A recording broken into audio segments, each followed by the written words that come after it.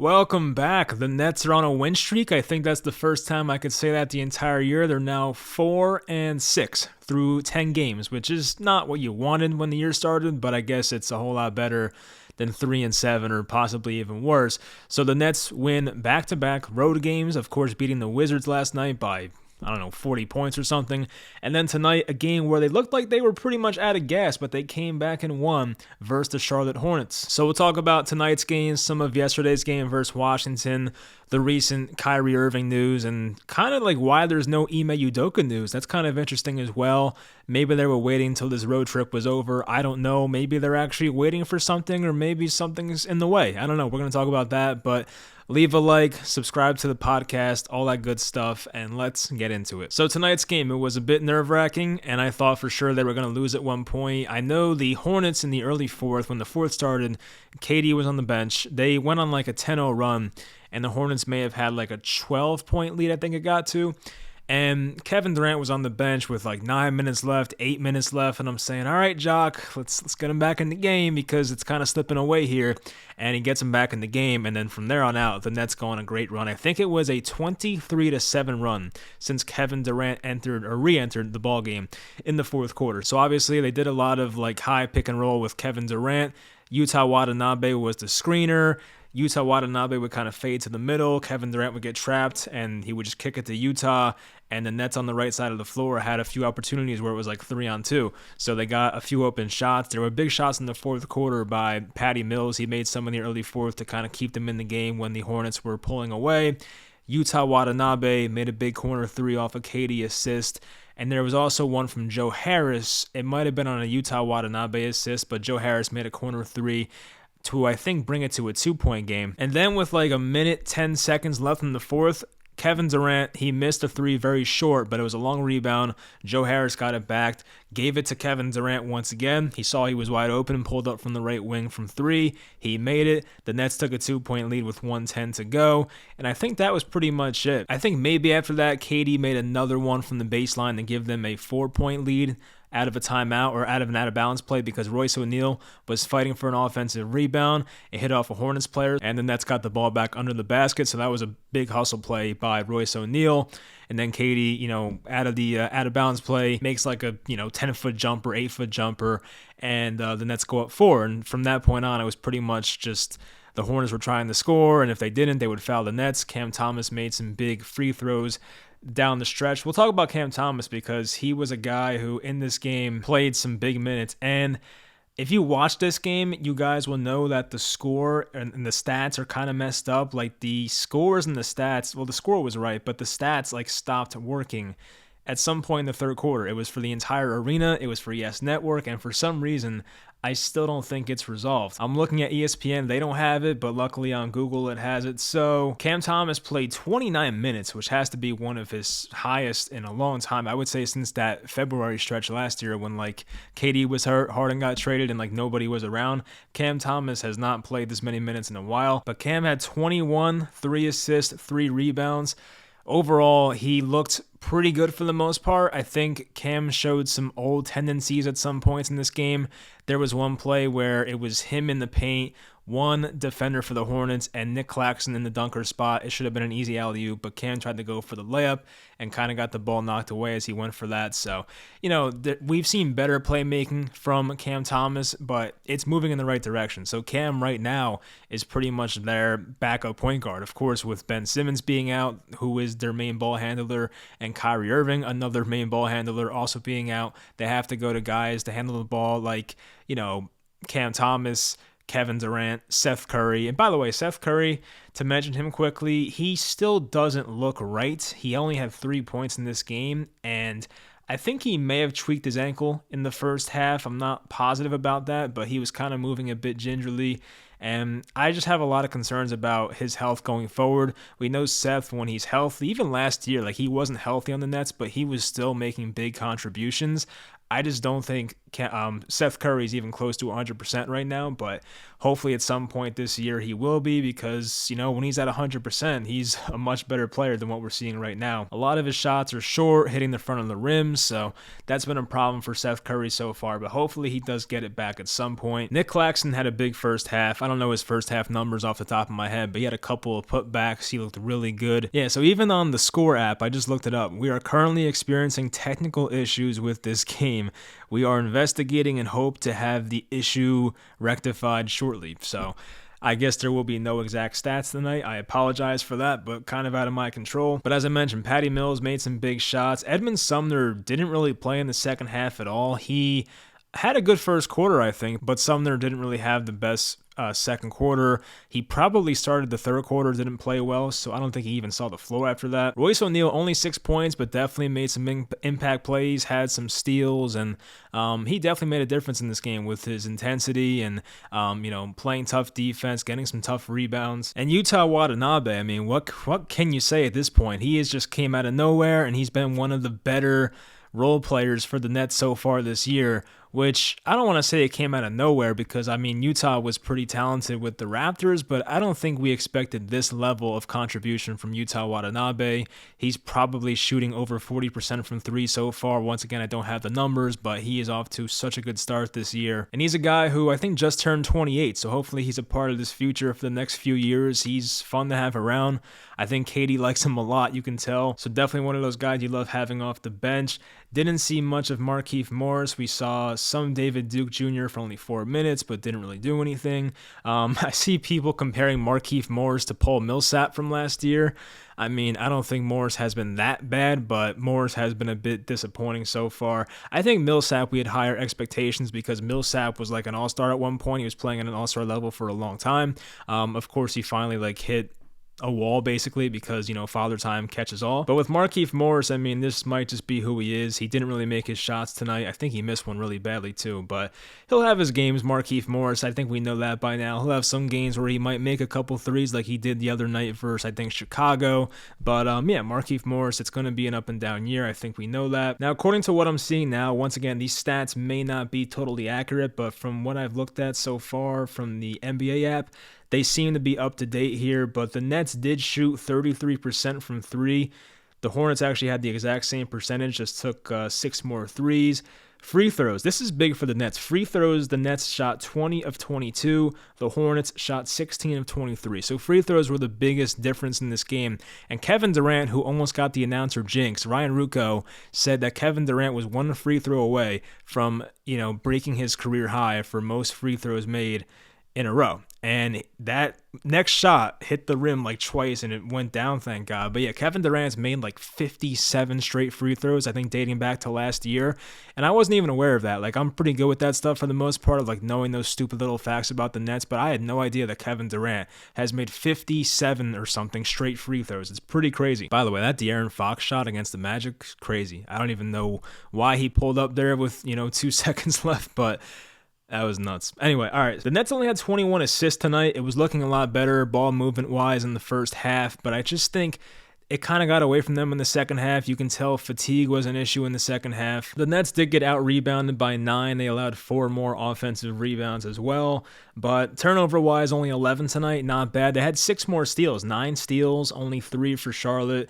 The Nets had 5 less turnovers. And Cam Thomas, actually, speaking of him, had a really key steal in this game, which led to 2 free throws for him. I think he may have missed one of them there to make it a 1-point game. But yeah, Cam Thomas, in a time where the Nets were really struggling to make shots, Cam Thomas, picked off a pass, took it the other way, and got himself to the free throw line. And then last night versus the Wizards was fun. I'm trying to look up the exact score of that game because it was pretty rough for the Wizards. It was 128-86. That's insane. A 42-point victory, and we saw Cam Thomas. He was the first guy off the bench, which was really encouraging. I came into that game last night versus the Wizards saying, if Cam Thomas doesn't see the floor, I want Jacque Vaughn fired too, because that would be ridiculous. I have no idea why they couldn't play him when Steve Nash was here, but now that Nash is gone, and I guess just by default because of Kyrie and Simmons being out, we are seeing more of Cam Thomas, and he's definitely just been really good so far. I mean, of course, we do see some ill-advised Cam shots here and there, but I would say even defensively, he seems more locked in than he had last year, so Cam is barely 21 years old, moving in the right direction. He can score at such a high level, take pressure off Kevin Durant. You need that right now. Like, especially with Kyrie Irving out, you need another guy that can create his own shot, and Cam Thomas is that guy. So overall for the Nets, I mean, they have a tougher schedule coming up. I think they only have one home game in like their next 5 or something. It's at Dallas Monday, home for the Knicks on Wednesday, Saturday versus the Clippers on the road for the Lakers, a back-to-back, on the road for the Kings, on the road for the Trailblazers, then they're finally back against the Grizzlies on November 20th. So yeah, a West Coast trip is upcoming here. I don't know why they would make them go all the way to Dallas on Monday and then go back home for a Knicks game and then go back on the West Coast. Like, why not just do it all at once? It just seems very unnecessary, but I guess it is what it is. And next, stuff I don't really want to talk about, but it's part of the Nets and part of the news for the Nets, is the Kyrie Irving stuff. And Shams Charania came out with a tweet during the game, I think around halftime during this game. He said that the Nets have delivered Kyrie Irving 6 items he must complete to return to the team. That is, apologize and condemn the movie he promoted. Well, he doesn't like the word promoted, but you know what I mean. 500,000 donation to anti-hate causes, sensitivity training, anti-Semitic training, meet with the ADL and Jewish leaders, and then meet with Joe's side to demonstrate the understanding of what he learned from this process. I mean, I don't know how long it's going to take Kyrie to, go through all this, but it's an interesting question. Is Kyrie a guy who's going to hold on to his pride and just not even do this? Because you can tell he didn't want to really apologize. I mean, I think he really just strongly feels the way he does. And if I'm Kyrie Irving, I don't think this is worth throwing my career away for at 30 years old. But I don't know. I mean, Kyrie might be the type of guy to say, I ain't doing all that and just not participate. So it could lead the Nets to just flat out release him and maybe another team takes a shot on him, which I think they would based on Kyrie's talent. I mean, the guy was averaging like 30 points per game before that Bulls game. He was on fire to start the year, but yeah, just too many off-court things with Kyrie. And you see both sides of it. Some people think this is going too far, and then, some people think like what he promoted was the worst thing in the world. I mean, you can make the argument maybe this is a bit too much, but at the same time, Kyrie should not be putting anything out there that has any type of anti-Semitic or just any type of hate to any type of ethnicity or whatever race. Like, there's no room for that, obviously. So I think if the Nets were smart about it, they would have got out in front, and rather than have this like really start to build up and make the Nets want to do something, maybe just suspend them 2 games off the bat. Like when Joe Tsai made his first tweet about that, maybe just say, hey, you're suspended for 2 games. We're going to talk about it. And if you do it again, it's going to be even a larger punishment. And that could have been the next one. Like if Kyrie slipped up again during the season and did something else, then you give him this type of, punishment. But I don't know. That's just the way they went about it. So it is what it is. But it's hard to complain because the Nets are playing well without him right now and Ben Simmons. The ball movement has been great. Of course, with Kyrie, he was taking the most shots on the team, probably held the ball the most as well. So it is helping with ball movement, but losing a guy at that talent definitely is going to hurt at some point. And for Ben Simmons, there is a real problem here with the Nets. I mean, they might be in a position, based on what we've seen here with all the spacing that's going on with this team right now, that the offensive spacing when Ben Simmons and Nick Claxton, when they play together, it sucks. And I think the Nets are realizing that now. Nick Claxton's playing right now at a very high level, but when you have Ben Simmons and Nick Claxton on the floor, you are not getting enough floor spacing and making the job for Kevin Durant and eventually Kyrie Irving maybe, and guys like that even more difficult. I don't know how they're going to go about it, but Royce O'Neal's done a pretty good job in the starting lineup. I just think when they bring Ben Simmons back eventually, whenever that may happen, I think he's still questionable for Monday. There's no word on it versus the I don't know if it's Monday. I think it's Monday versus the Mavericks in Dallas. I mean, we'll see if he's back. I would kind of hope maybe for Wednesday versus the Knicks. I don't know if they want to rush him out there to Dallas to play that game, but I think maybe the best thing for Ben Simmons is just to run the second unit. Like, I really do think that might be the best thing for him right now.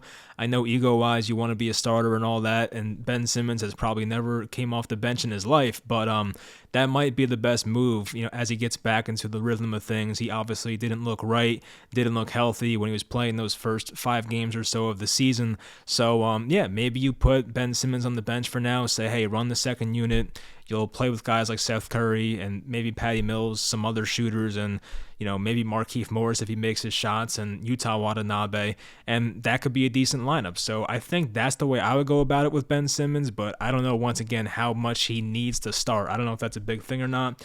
But Jacque Vaughn, I mean, he's done a pretty good job so far. It's only 2 games, but I do like what I've seen from him. And speaking of Jacque Vaughn and the head coaching stuff, I don't know what the deal is with Ime Udoka. I don't know if and when it's going to happen. I figured that once Nash was gone, the Udoka hiring would have happened in the next day or two, but that has not been the case. I think most people, when they talk about this, the insiders like Woj, he said this yesterday, that it seems like it's Ime Udoka, but I guess there are some certain things they have to iron out first. And it's weird because the Ime Udoka rumors happened, then the next day, or maybe that same night, Kyrie Irving got the 5-game suspension and all this stuff happened. So maybe Udoka heard that stuff and kind of just wasn't really up for that job anymore. I don't know. I think they'll figure it out, but it is kind of surprising it's taking this long. But hey, they are basically 2-0 with Jacque Vaughn. I don't know if you want to include that first Bulls game because that was just such a weird day for the Nets overall. But yeah, it will be fascinating to see what happens with the Kyrie situation, with the head coaching situation. I'm going to try and make a video after that Knicks game on Wednesday is what I'm going to try and do, because after that they have 3 or 4 days off, so that's probably a good time to make a video. So hopefully by that point we'll have more clarity, which I think we will. So anyway, hope you guys enjoyed this video. We've seen some promising things the past couple of days. The Nets are 4-6. They might be a play-in team at this point, if that. But they are moving in the right direction, hopefully. So we'll find out what happens. I don't know how much it's sustainable with Kyrie and Ben out, but I mean, the Nets with KD and all these other role players around them, it's been a successful formula in the past. We saw it last year during the games where guys were out with COVID. KD played with Kessler Edwards and Cam Thomas and David Duke Jr. in those couple games, and they just kept winning. So, maybe this is a recipe for success for Brooklyn. I have no idea. And of course, there are rumors that Kyrie may have played his last game with Brooklyn. It wouldn't shock me. I do think they probably want to trade him, especially Joe Tsai. I think Sean Marks, if it was up to him, he'd probably like to keep Kyrie, but especially Joe Tsai. I think Joe Tsai is completely done with Kyrie. I get it, but I just don't know which teams want Kyrie right now and what type of compensation will you even get for a guy like that. It's not going to be much. So, I think they'll look around and see if there's any takers, but it's going to be interesting to see if Kyrie Irving puts his pride aside and does all of these requirements to get back to the team, or he just says, screw it, I'm not coming back, and if I never play basketball again, then so be it. I think Kyrie, he might die on that hill, but I guess that is a wait and see. So I guess we'll find out what happens. Hopefully next time I talk to you guys, we'll have that clarification. But hopefully you guys enjoyed this video. Leave a like once again, sub to the podcast, and I'll talk to you guys next time.